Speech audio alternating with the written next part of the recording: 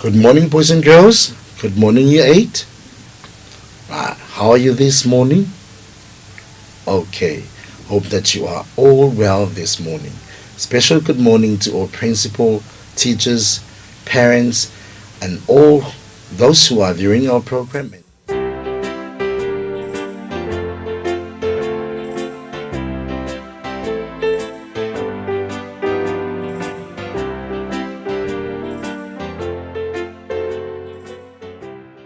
Good morning, Year 8. Welcome. It's our HPE lesson, right? But before we get about learning outcome, let me introduce to you my little friend here who will be assisting me with this learning outcome. Shall we look at the learning outcome now? Okay. Oh, right. The learning outcome goes like this. We are learning to develop a recipe that uses local vegetables to enhance the nutritional value of local dishes. Wow. Hey, look at this learning outcome here. My dear friend, what do you think we are expected to do in this learning outcome? Yes, we may develop. Develop. Develop a car. What's the recipe? Wow. Yeah, leila ay wala sa ayo may fafung sa alu lau kuka Yeah, leila fa ka kuka lai Rominga. E fa nga it's mo meo local vegetables. Shall we put the learning outcome here? Let's have a look at some of the local vegetables. Right, some of the local vegetables. Here's some of the local vegetables. Vai kama ia pin kapisi da poko poko, kapisi saina, kukama. Mana foi malea, carrot. Bila ngisira yo me da fa ngai e tato e fai ta recipe alai fu la marta fu lingo ka kapisi by watercress, and of course I could see there kala me ngale or pumpkin ana yala na to tu la ta tara le no o le fai la ela ma mitro fai ela ka mita ma mita lo fai fa ngale ma o le moa the chicken mo fie because I found out the chicken. My vegetables my finger on mangal wing. I la pe ra e fuluka vegetables. And me let tell finger more. Bang ya. Ela ala wole fu mai ia. Tato vegetables here. Ala focus na more. Ya le la fu so tato carrot ia. Cabbage. Malam ne fu full le mama. Wa foi benefit of carrots. For me, ele foi ia mata. Ni ro foi mau carrots. Ya mai era capis. Fio foi mana capis. Capis dan to for full le me. A wai sto nga fu capis ora qualo lo le vai. In to for full le lau. Te o pi enya. Ia nufe. Nufe foi ia. Pile. Tem o speed down. How do you fa pelo funga capis?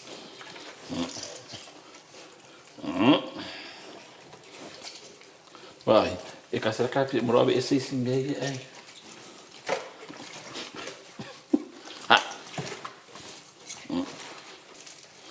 Mas tá tu capis vai dar. E fuma foi capis vai. Lá por capis vai. Olha watercress. Olha watercress. É capisi vai. E mais ele se apare. Tu ali tu ira. Watercress. Yeah. E manga mi fa kakula. A few bullet ginger. We need a bit of this, so we need to wash the ginger. We put this away.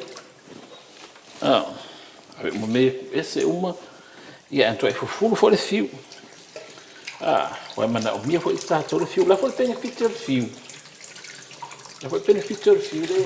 Ngā sanga me o ko na TV. What are the benefits of ginger? Of course. See, we need to clean all this.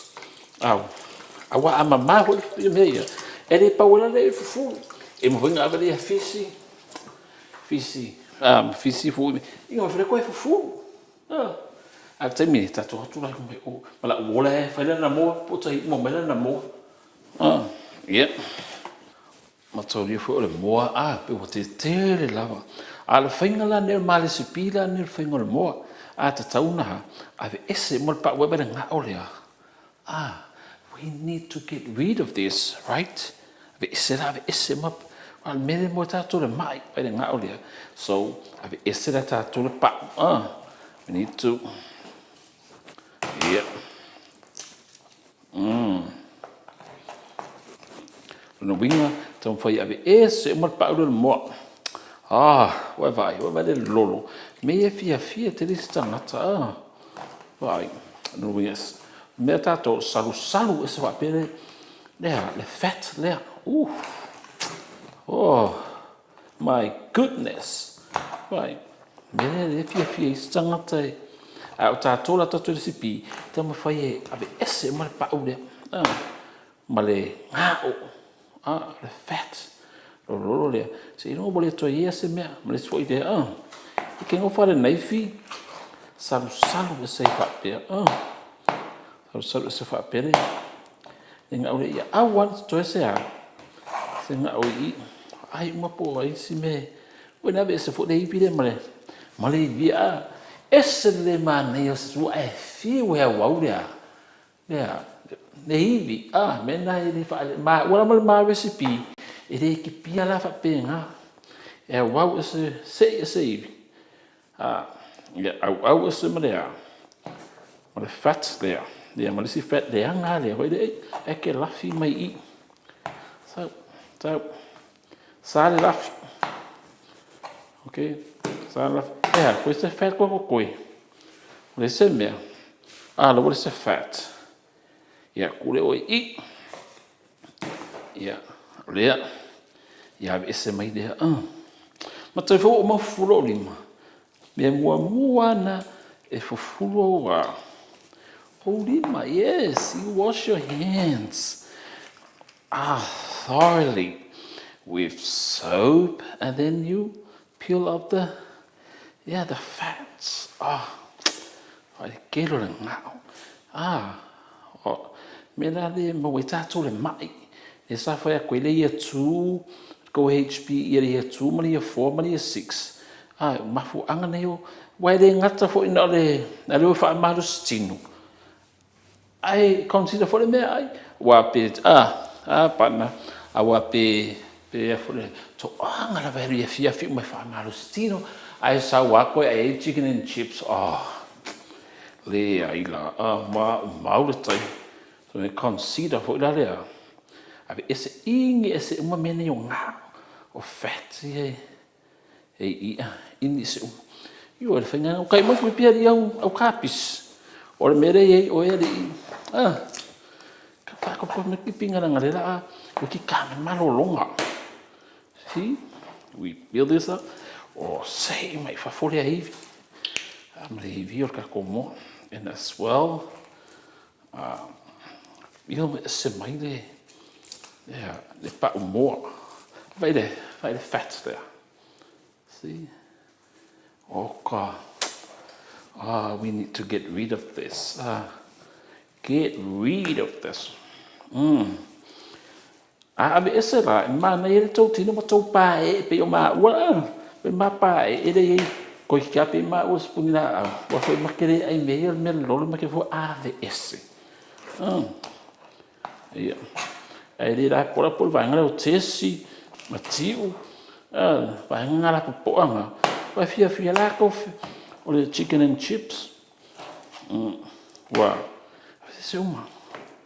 Angai ise a foi se hand lens. Mai foi de hand lens ai po wa. Yeah. Wa vai daí. See? When I tell Meresa, I look at it. Do some me umalia. E telen tau sami umae. Inicio utato. Of what I be. For my amaka.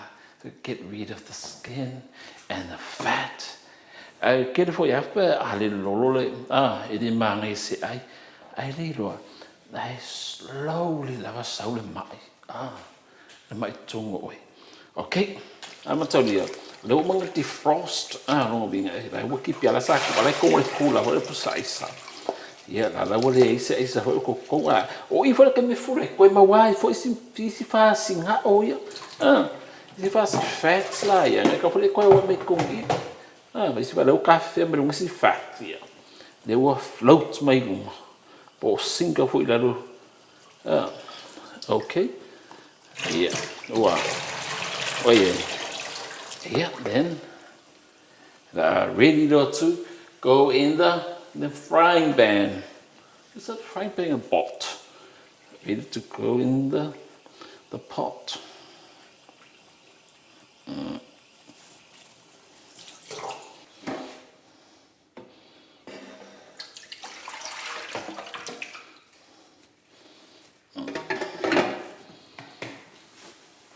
Must we put in just a bit of salt?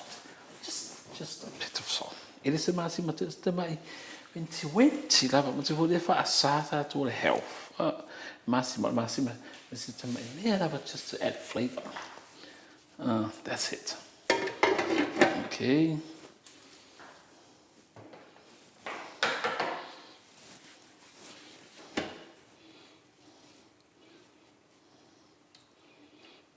Stir it, dissolve the salt. Ja, dat var det lå læse I vælger mor. Bune med vælger mor. I blandt sig med der så. Hvad tager vi mig? Og my recipe. My recipe det for. Tager det mig der. Hvis for det my recipe der nian. Tror hvad bær vil. Jo en mamma for. Men og keep it to man nogle nian. Jeg får fresh. Det var ved til bier for.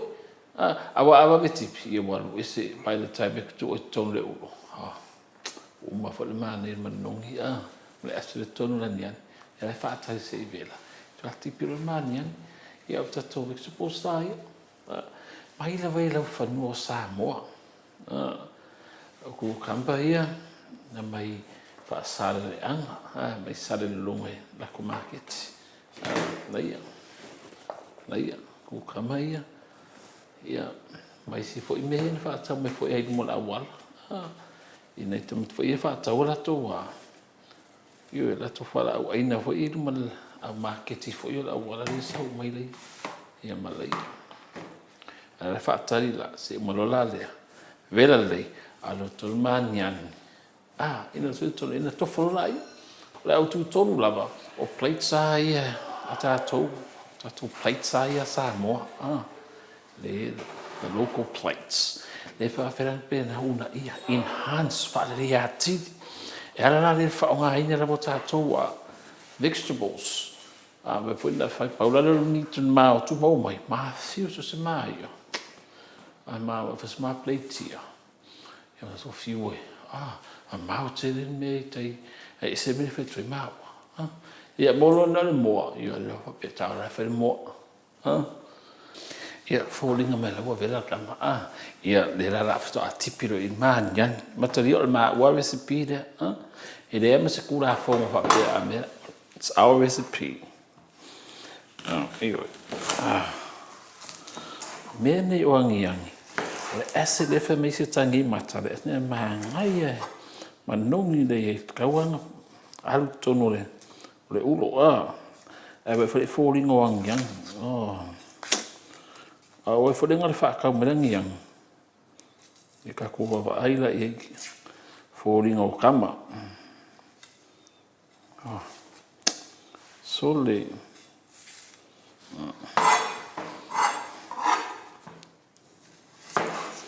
yo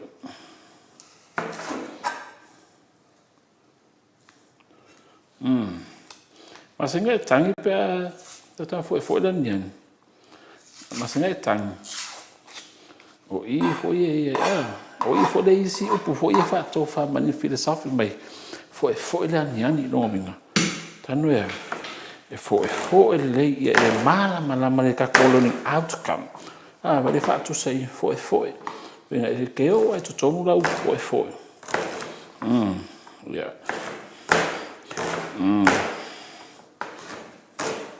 E pule foi ama o ki me ele ki pinga ma wang yang. Yo. Ne ka recipe. Recipe da nga that's success criteria. Ela foi tu. Tangi mai. O Malaysia.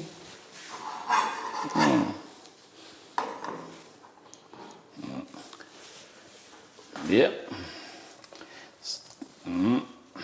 Yala. Relax, olai.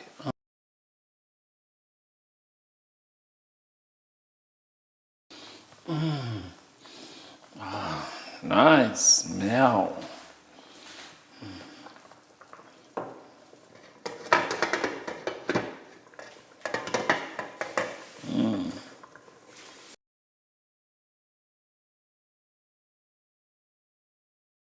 Hello vai tu lo vela la nian. Era mo la ma nei ola. Ha loti ma le pa e fo ka piscina no fo tu es le era mo la witon. Iya. Samoa. Iya. Nada me so. Ma spugni foi dele che fa.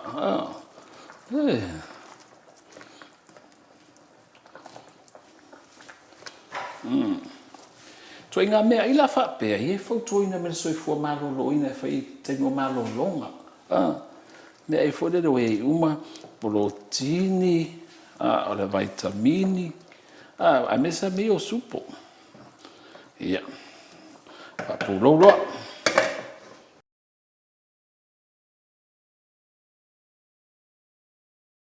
Le la so le la salua. Ha fu fu po vela le vai nga yo caro ti me pa e ka piscina la fo mo atu. Ia, ale la so la medicina le. Le la alua tu do e ku kama. Aku kama. O ka le vai ku kama ke fo le si ti mere e se le vai o le ku kama. Ia le la tu le ku kama. O le ka piscina la. Ia ta voi le fa ngoto ai da lo ia. Io mai la tonu sua. Sua vai. Te foi eu pe lunga e fo wa fala in me ka ko ele su po. Ia da todo mande. O foi me foi, o foi tu me tato office so fu marina. Ia fa vela le lei. Vela le lei. Io. Io vai. O tu ainga me tau mafala po me tau sami nei. E fe tau le mo la tau foi la fia mo so fu malo roina. Ma la tau foi e ko leni exercise. Na yo e fai la fo le ngole sumpa.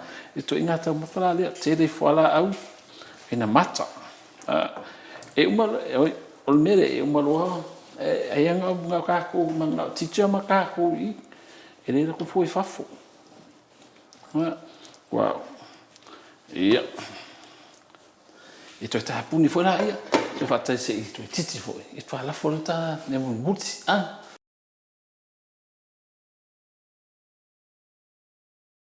E mo sallo mo bella.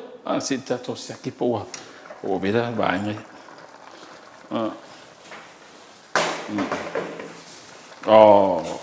Ala mo bella mãe. Ele não foi me tau ia. Ia bella foi.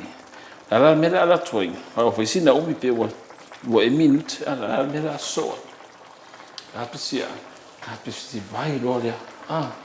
Ala toi ta kapisi vai lolia luito. Ito tonu. Ma tu tamania.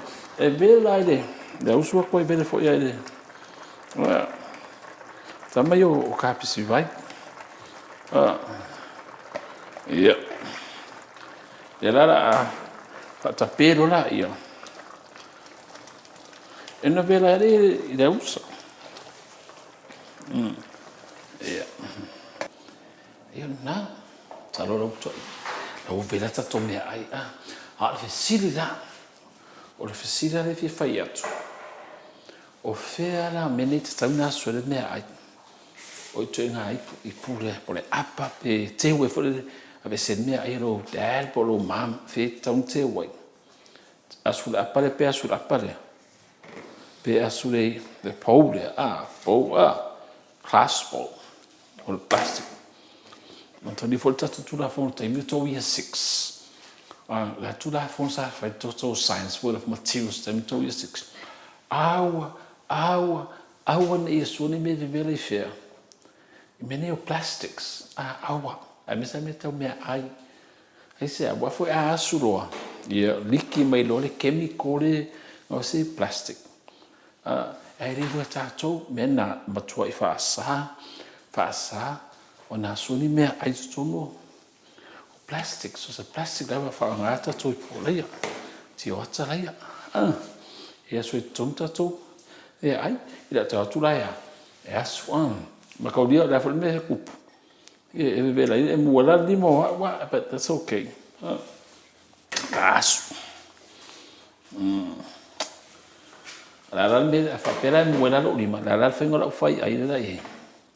La fengo lo fai ai. La tu la me tonu I. Ngo le I. Le muala lo lima. Ala asu tonu paula. Ila asu. Então foi asu fa pera. Vai na mo suava mai o mo but also o vegetables here sa vai fantasia ale am sala mo o we lava mo kas e mai meio ku camp ele aso mo foi wa aso a melhor se vai nga aso le si a mo mai dava ia me ton Ia, sina ka pisi vai foi stone. Mani si met stone I. Ai si meira rafi mai koi. A mesa mero sua vai.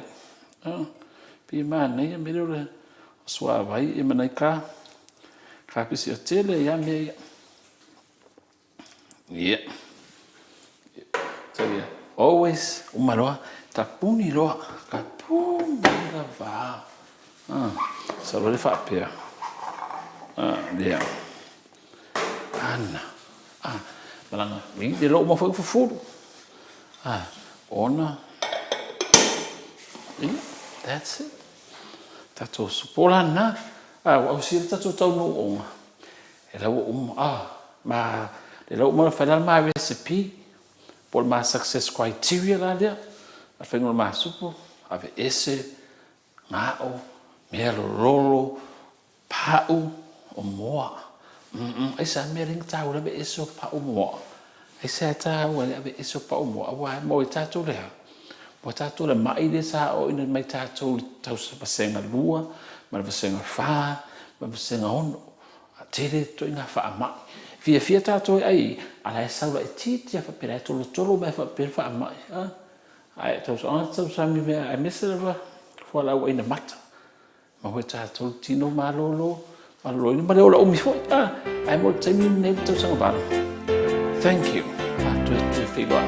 Pasu.